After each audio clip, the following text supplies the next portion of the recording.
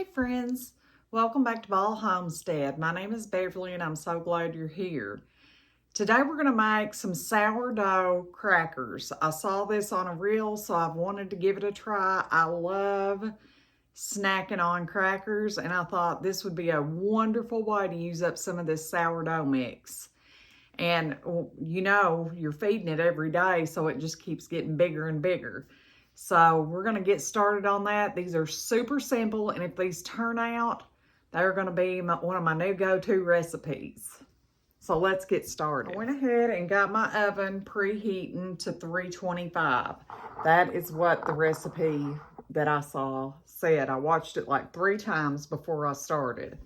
And what we're going to do is we're going to take this mixing cup, and we want for every half of a cup of sourdough mix, we're going to add a teaspoon of butter, melted butter. So we're going to pour however much we need to get rid of off of this. In this, I have this sourdough starter here. It smells nice and sour. We're going to mix it up really good. We may go ahead and feed it too, since I haven't fed it today. Let's go ahead and do that. I've just been feeding it a little bit every day. Not a lot. Just maybe a 1/4 of a cup, something like that. We're going to mix that in. And we need a 1/4 of a cup of water.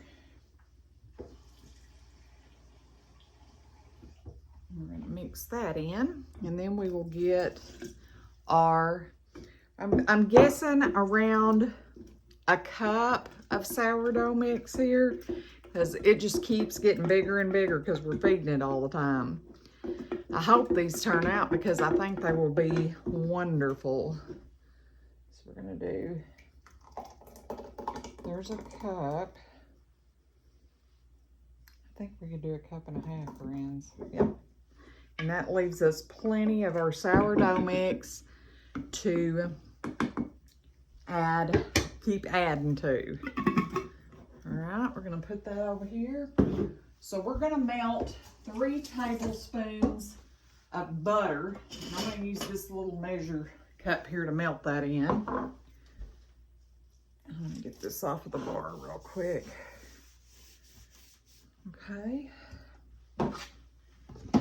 Put this up. I try to clean as I go.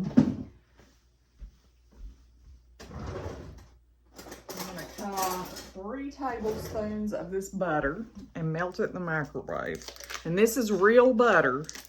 I try to always use real butter. Sometimes when I'm doing these challenges and stuff like of saving money, I don't. But with stuff like this, whenever I have it, I'm using real butter. The flavor is so much better, and it's so much better for you.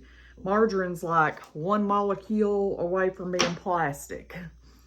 So I'm going to melt this and we'll be right back. All right, our butter's nice and melty. We're going to add that to it and we're going to mix that together. And then we're going to pour it into our parchment lined pan. And I've even got it where the parchment will go up the sides here.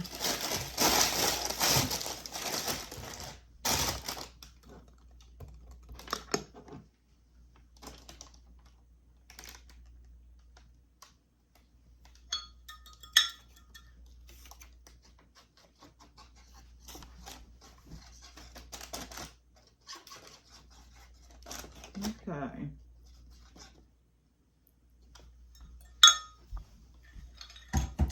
Now we're going to take, I thought I had some ranch powder, but I guess I don't have here at the house. We're going to take some sea salt and we're going to put it in our hand. That way I don't get too much. And we're going to sprinkle it over the top because we want our crackers to be salty enough.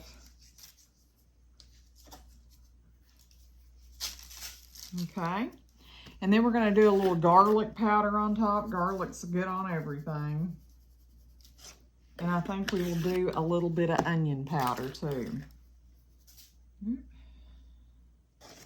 And we're going to pop that in the oven for 5 minutes. Then we're going to come back and cut them. Here's what this looks like. It's real thin, and it's in a parchment lined pan here. While we're waiting here, I'm gonna put in a clip of a homemade peanut butter pie that is absolutely fabulous. This is one of the simplest pies you can ever make. All you're gonna need is 1 block of cream cheese. I have 2 here, but I'm gonna make 2 pies. So we're gonna add that and about a 1/2 cup of peanut butter. And next we're gonna add about 1.5 cups of powdered sugar. Then we're gonna add an 8-ounce tub of Cool Whip. You can buy the cheapest, it doesn't matter. We're gonna put that in our mixing bowl all together. Oh, we got 2 chocolate pie shells too. Then we're gonna pour it into those chocolate pie shells and top it with Cool Whip. It would even be pretty with some Reese's Pieces put on top. All right, friends, I just pulled these out. They've been in there for 5 minutes. We're gonna take a pizza cutter and just cut these so that they're scored to where we want to cut them. And then we're gonna bake this for 20 more minutes. This is such a good way to use up some sourdough that you have or discard or whatever. I think this would be so wonderful with some homemade chicken salad. We're gonna put it back in the oven for 20 more minutes. See, I just cut them all in little squares. We're gonna set that timer, and I'll see you guys whenever they are done. All right, our timer has went off on our crackers, and we're gonna pull them out of the oven. Ooh, they smell amazing. I feel like they need to cool. We'll let them cool and we'll come back for a taste test. All right, friends, our crackers are done. I did pop the ones that were a little thicker back in the oven because they were a little bit soft still, but let's give these a taste test.